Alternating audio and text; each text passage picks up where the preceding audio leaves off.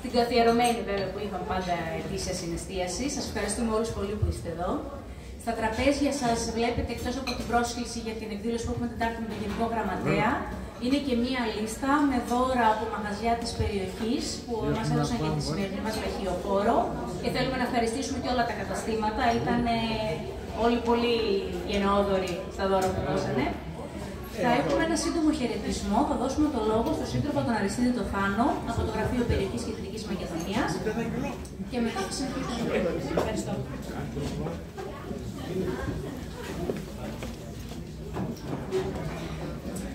Καλησπέρα και από μένα. Έχει και λίγο έκο από ό,τι καταλαβαίνω. Το έκο δεν σε πειράζει. Είσαι πιο ψηλός. Συναισθίαση είμαστε. Δεν χρειάζεται.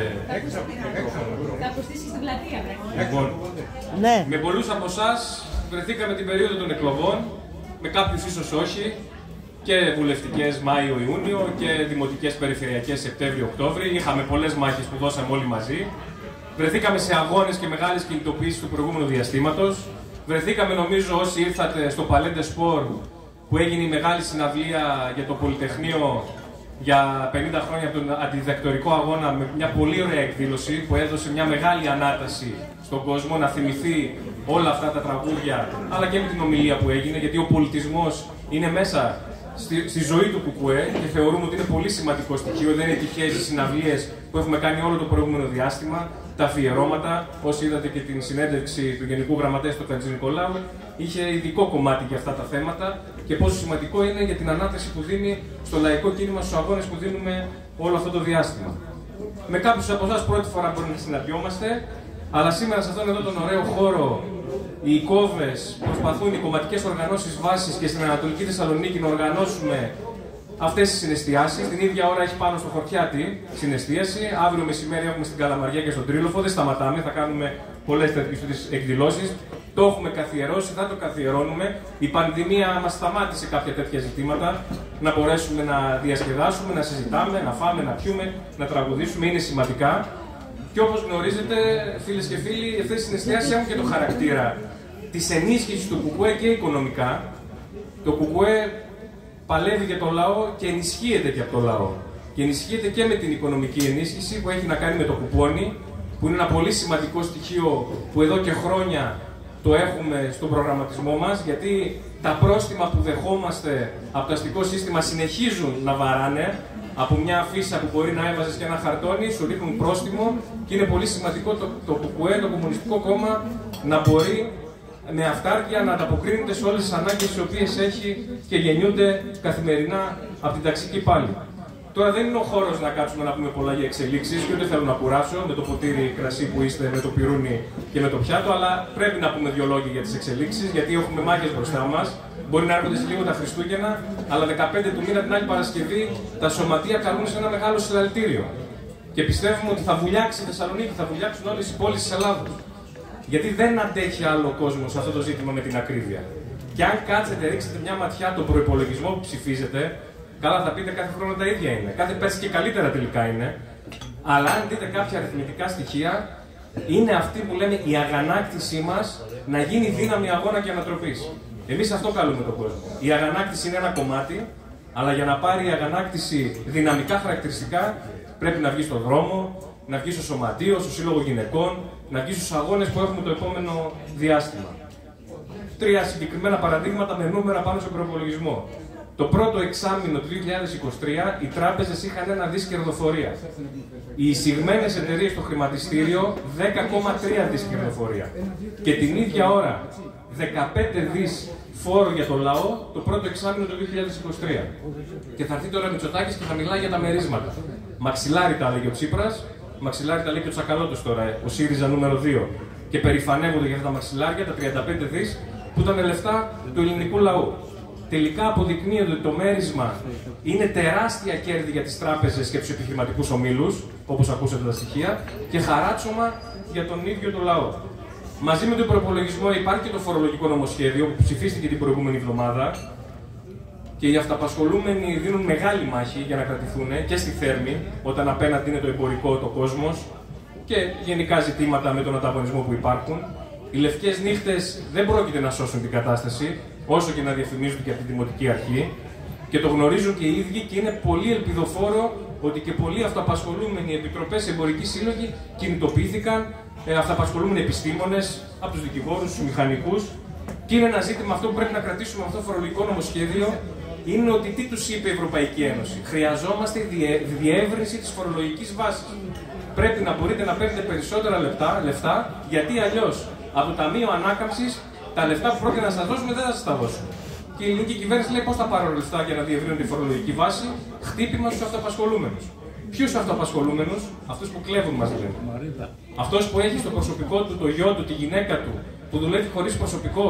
Αυτός είναι που παίρνει λεφτά περισσότερα από τον εργάτη. Ποιον εργάτη, αφού ο ίδιος έχει μόνος του το μαγαζί. Είναι ένα ζήτημα που μπαίνει μπροστά το επόμενο διάστημα, το ζήτημα της συμμαχίας των εργαζομένων με τους αυτοαπασχολούμενους και τους φτωχούς αγρότες, που θα το βρίσκουμε συνεχώς μπροστά μας. Μην πω για τους πληστηριασμούς τώρα και μαυρίσουμε την ψυχή, τα δεν είναι συγκεκριμένα. Και όσον αφορά την ακρίβεια, είναι πολλά ζητήματα. Το ερώτημα εμείς που βάζουμε, που πρέπει να σκεφτεί ο κάθε εργαζόμενος συνταξιούχος νέος, είναι να δει πού οφείλεται η ακρίβεια. Γιατί και εκεί ακούμε και δεν ακούμε. Ότι φταίει ο πόλεμος, ή το Πασόκ και ο ΣΥΡΙΖΑ θα πούνε ότι φταίει η κακιά Νέα Δημοκρατία. Είναι πολυπαραγωγικό το πρόβλημα. Και πρέπει να κάτσουμε να δούμε αυτό που λέμε φταίει ο καπιταλισμός τελικά και το εξηγούμε συγκεκριμένα. Αν διαβάσετε ριζοσπάστη αρθογραφία τελευταίου διαστήματος, τα λέει 1, 2, 3 συγκεκριμένα για να μπορέσουμε να έχουμε αυτή τη δύναμη για να δίνουμε τη μάχη. Να ξέρουμε τι είναι αυτό. Αν δεν βρει τον ένοχο, γιατί ένοχος μπορεί να είναι η κυβέρνηση της Δημοκρατίας, γιατί αυτή τα υλοποιεί, αλλά από πίσω κρύβονται κάποιες αποφάσεις της Ευρωπαϊκής Ένωσης. Κρύβονται το τι θέλουν οι πολυεθνικές. Είναι χαρακτηριστικό δηλαδή το κομμάτι της πράσινης μετάβασης. Λόγω της πράσινης μετάβασης έχουμε την τεράστια άνοδο που βλέπουμε συνολικά στα καύσιμα, αλλά και συνολικά σε προϊόντα καθημερινά είδη πλατιάς λαϊκής κατανάλωσης. Το χρηματιστήριο ενέργειας είναι το πιο χαρακτηριστικό παράδειγμα.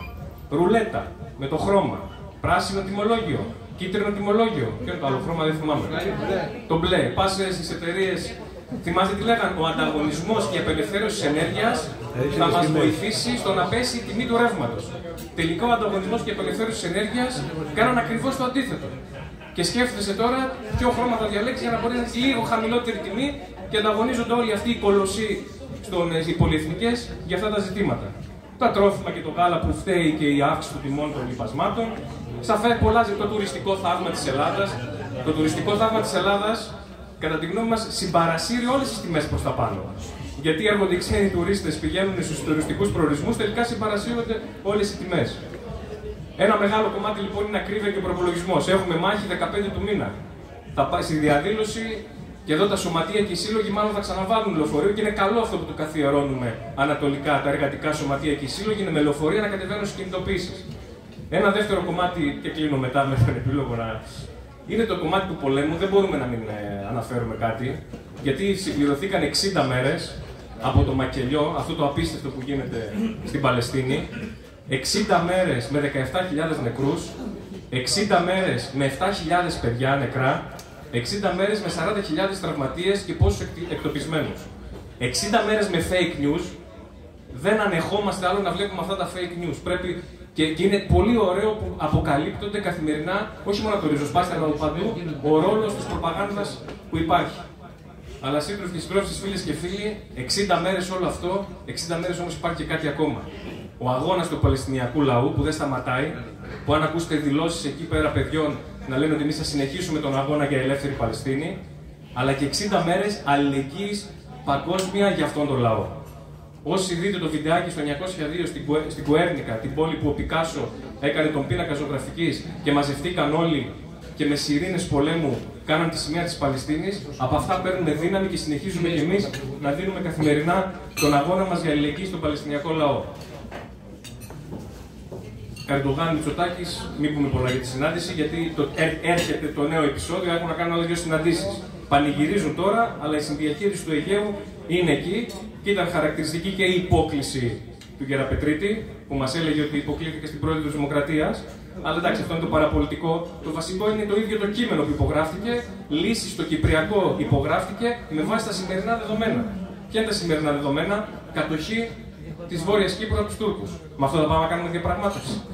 Είναι αυτό που έλεγε το Κομμουνιστικό Κόμμα σε επαγρύπνηση, γιατί πάνε να κάνουν συμφωνίες ενάντια στον Κυπριακό και τον ελληνικό λαό. Σύντροφοι και συντρόφισσες, φίλες και φίλοι, το ερώτημα από αυτήν τη μαυρίλα που μπορεί να καλύπτει τη ζωή μας είναι αν υπάρχει λύση, αν υπάρχει ελπίδα. Σας το λέμε φωναχτά, σας το λέμε δυνατά, θα το ακούτε κάθε μέρα τους κομμουνιστές και τις κομμουνίστριες. Υπάρχει λύση, η ελπίδα είναι εδώ, η ελπίδα είναι στο ΚΚΕ και στους αγώνες που θα πρωτοστατούμε όλο το επόμενο διάστημα. Το ρεύμα αμφισβήτησης που δυνάμωσε στις εκλογές τις πρόσφατες μπορεί να φουντώσει κι άλλο σε αυτόν τον όντως αρνητικά πολιτικό συσχετισμό. Το ΚΚΕ μπορεί να είναι 105 χρονών. 17 Νοέμβρη είναι τα γενέθλια του ΚΚΕ, τα κλείσαμε 17 Νοέμβρη. 105 χρονών, αλλά είναι το πιο νέο κόμμα. Γιατί αυτό το οποίο φέρνει, ο κομμουνισμός είναι η νιώτη του κόσμου. Αυτό που φέρνει είναι το καινούριο. Δηλαδή να σταματήσει η εκμετάλλευση ανθρώπου από άνθρωπο. Το ΚΚΕ είναι εδώ και θα συνεχίσει να κάνει εκδηλώσεις για τη Μακρόνισσο, για τη Γιάρο, για το Γράμμο, για το ολοκαύτωμα του Χορτιάτη τώρα που είναι 2024 που έρχεται και θα συμπληρώσουμε 80 χρόνια από την απελευθέρωση της Ελλάδας, την απελευθέρωση της Θεσσαλονίκης.